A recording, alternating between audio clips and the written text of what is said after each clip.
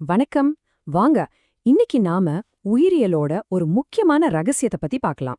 ஒரு சின்ன விஷயத்தால எப்படி ஒரு உயிர் ரொம்ப சிம்பிளா இருக்கு, இன்னொன்னு ரொம்ப காம்ப்ளெக்ஸா இருக்கு. இந்த கேள்வியோட தான் நாம இன்னைக்கு ஆரம்பிக்க போறோம்.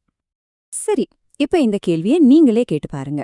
ஒரு பாக்டீரியாவை எடுத்துக்கோங்க, அப்புறம் ஒரு மனுஷனை எடுத்துக்கோங்க. ரெண்டுக்கும் நடுவுல இருக்கிற அந்த ஆழமான அடிப்படை வித்தியாசம் என்ன? இதுதான் நாம இன்னைக்கு பார்க்க போற விஷயத்தோட மையமே. இதுக்கான பதில் ரொம்ப சிம்பிள். அது நம்ம செல்ல உருவாக்குற ரெண்டு மாஸ்டர் ப்ளூ பிரிண்ட்ல தான் அடங்கியிருக்கு. ஆமா, ரெண்டு வரைபடங்கள் தான் உயிரோட இந்த எல்லா பன்முகத்தன்மைக்கும் காரணம். ஓகே, அந்த ரெண்டு ப்ளூ பிரிண்ட் என்னன்னு பார்க்கலாமா? ஒன்னு ப்ரோகேரியோட்டிக் செல்கள், இன்னொன்னு யூகேரியோட்டிக் செல்கள். உயிரோட அடிப்படை பிரிவே இதுதாங்க. சரி, வாங்க கொஞ்சம் டீப்பா போலாம். இதுல பாத்தீங்கன்னா யூகேரியாட்டிக் செல்லுல ஒரு உண்மையான நியூக்ளியஸ் இருக்கு பாருங்க. அதுதாங்க பெரிய கேம் சேஞ்சர். செல்லுக்குள்ள ஒரு கண்ட்ரோல் ரூம் மாதிரி இருந்து எல்லாத்தையும் இதுதான் இயக்குது. முதல்ல இந்த மினிமலிஸ்ட் மாடலை பத்தி பாப்போம். ப்ரோகேரியோட்டிக் செல்ல நீங்க ஒரு பழைய ஆனா ரொம்ப திறமையான சிம்பிளான ஒரு மெஷின் மாதிரி நினைச்சுக்கலாம். பாக்டீரியா தான் இதுக்கு பெஸ்ட் எக்ஸாம்பிள். அதோட சிம்பிளிசிட்டி தான் அதோட சூப்பர் பவர். இதோட டூல் கிட்ட பாருங்க. நியூக்ளியாய்டுன்னு ஒரு இடத்துல டிஎன்ஏ இருக்கு, ஆனா ஒரு தனி கட்டுப்பாட்டாரே இல்ல. பிளாஸ்மிட்னு எக்ஸ்ட்ரா டிஎன்ஏ இருக்கு, 70S ரைபோசோம்னு சின்ன புரோட்டீன் ஃபேக்டரி இருக்கு. எல்லாமே சைட்டோபிளாசத்துல அங்கங்க மிதந்துட்டு இருக்கு. தனித்தனி ரூம்லாம் கிடையாது. ரொம்ப எஃபிஷியன்ட் இல்ல? சோ இது ஞாபகம் வச்சுக்க ஒரே ஒரு சிம்பிள் ரூல் தான். நியூக்ளியஸ், மைட்டோகாண்ட்ரியா, கோல்ஜி மாதிரி சவ்வுல சுத்தின காம்ப்ளெக்ஸான டிபார்ட்மெண்ட்ஸ் எதுவுமே இல்லைன்னா அது ப்ரோகேரியாட். அவ்வளோதான். சரி, சிம்பிள் மாடல்ல இருந்து இப்போ ஒரு பெரிய சிட்டிக்குள்ள போக போறோம். வாங்க, யூகேரியாட்டிக் செல்ல ஒரு பெரிய நகரமா கற்பனை பண்ணிக்கோங்க. இங்க ஒவ்வொரு வேலைக்கும் தனித்தனி டிபார்ட்மெண்ட் இருக்கு. இது ஒரு மிகப்பெரிய அப்கிரேட். வாங்க, இந்த நகரத்தோட ஒவ்வொரு டிபார்ட்மெண்ட்டையும், அதாவது ஆர்கனல்களையும் ஒரு டூர் போயிட்டு வரலாம். இந்த சிட்டி எப்படி வேலை செய்யுதுன்னு பார்க்கலாம். நம்ம டூர்ல முதல்ல பாக்குறது கண்ட்ரோல் சென்டர், அதாவது நியூக்ளியஸ்.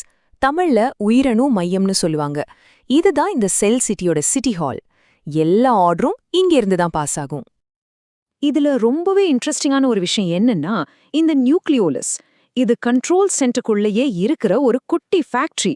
இதோட வேலை என்ன பெரியனா, செல்லுல இருக்கிற மத்த ஃபேக்டரிகளான ரைபோசோம்களை உருவாக்குறது. அடா, ஒரு ஃபேக்டரிக்குள்ள இன்னொரு ஃபேக்டரி.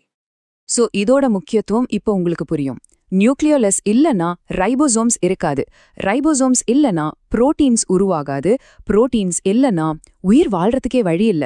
அவ்வளவு முக்கியம் இது. அடுத்து நாம பார்க்க போறது இந்த நகரத்தோட பவர் பிளான்ட், மைட்டோகாண்ட்ரியா. இதுதான் நம்ம செல்லுக்கு தேவையான எனர்ஜிய, அதாவது ஏடிபியை உற்பத்தி பண்ணுது. இது இல்லனா மொத்த சிட்டியும் இருட்ல மூழ்கிடும். மைட்டோகாண்ட்ரியா ஏரோபிக் ரெஸ்பிரேஷன் மூலமா ஏடிபியை உருவாக்குது. ஆனா இங்கேதான் ஒரு ட்விஸ்ட் இருக்கு. அது என்னன்னா, அதுக்குன்னு சொந்தமா டிஎன்ஏ இருக்கு. ஆமாங்க, நீங்க கேட்டது கரெக்ட் தான். யோசிச்சு பாருங்க, ஒரு ஆர்கனல்குள்ளேயே தனியா டிஎன்ஏ, 70S ரைபோசோம்ஸ்லாம் இருக்கு. இது செல்லுக்குள்ள ஒரு செல் வாழ்ற மாதிரி இருக்குல்ல? விஞ்ஞானிகள் என்ன சொல்றாங்கன்னா, இது பல கோடி வருஷத்துக்கு முன்னாடி ஒரு தனி ப்ரோகேரியாட் செல்லா இருந்து அப்புறமா நம்ம செல்லுக்குள்ள வந்துருச்சுன்னு சொல்றாங்க. எவ்வளவு ஆச்சரியமான விஷயம். சரி, அடுத்து நம்ம நகரத்தோட அசெம்பிளி லைன் அண்ட் ஷிப்பிங் சென்டருக்கு போலாம்.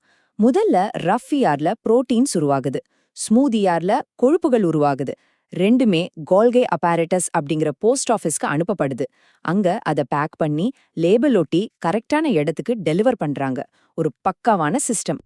ஓகே, இப்ப நம்ம பார்த்தது ஒரு பொதுவான செல் சிட்டி.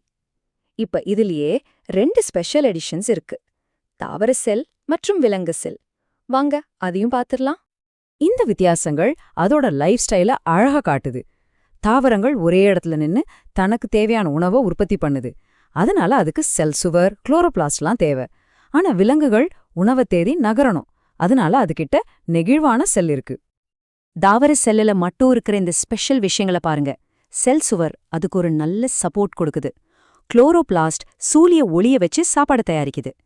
பெரிய வேக்யூல் தண்ணிய சேமிச்சு வச்சு செல்ல நல்லா டைட்டா வச்சுக்குது. இது உண்மையிலேயே ஒரு என்ஜினியரிங் மார்வல். சரி, நம்ம டூரோட கடைசிக்கு வந்துட்டோம். இப்ப நம்ம பார்த்ததுல ரொம்ப முக்கியமான சில விஷயங்களை ஒரு தடவை வேகமா பாத்திரலாம். இந்த நம்பரை மறக்காதீங்க, 70S. ப்ரோகேரியாட், மைட்டோகாண்ட்ரியா, குளோரோபிளாஸ்ட், இது எல்லாத்துலயும் இருக்கிற ரைபோசோம் இதுதான். இது ஒரு பழங்கால மெஷினரிக்கான அடையாளம். அப்ப ATS அதுதான் யூகேரியோட்டிக் செல்லோட சைட்டோபிளாசம்ல இருக்கிற அப்கிரேடட் மாடல். சிம்பிளா சொல்லணும்னா 70S பழசு, ATS புதுசு. ஓகே, ஃபைனலா இதெல்லாம் ஞாபகம் வச்சுக்கோங்க. ப்ரோகேரியாட்னா நியூக்ளியஸ் இல்ல, 70S ரைபோசோம். மைட்டோகாண்ட்ரியாக்கும் குளோரோபிளாஸ்டுக்கும் சொந்த DNA இருக்கு. RER புரோட்டீன், SCR கொழுப்பு. கோல்கை தான் பேக்கேஜிங் யூனிட். தாவர செல்லுல செல் சுவர், குளோரோபிளாஸ்ட், பெரிய வேக்யூல் இருக்கு. விலங்கு செல்லுல சென்ட்ரியோல், லைசோசோம் இருக்கு. இதுதான் நாம பார்த்ததோட மொத்த சாராம்சம். சரி, போறதுக்கு முன்னாடி உங்ககிட்ட ஒரு கேள்வி. நம்ம யூகேரியோட்டிக் செல்களுக்குள்ள ஒரு காலத்துல தனியா வாழ்ந்த ப்ரோகேரியோட்டிகள் இருக்குதுன்னா, நம்ம செல்ல ஒரு தனிப்பட்ட உயிரினம்னு சொல்லலாமா, இல்ல பல உயிரினங்களோட ஒரு கூட்டமைப்புன்னு சொல்லலாமா? யோசிச்சு பாருங்க. இந்த சுவாரஸ்யமான கேள்வியோட உங்களை விட்டுட்டு போறேன். மீண்டும் சந்திப்போம்.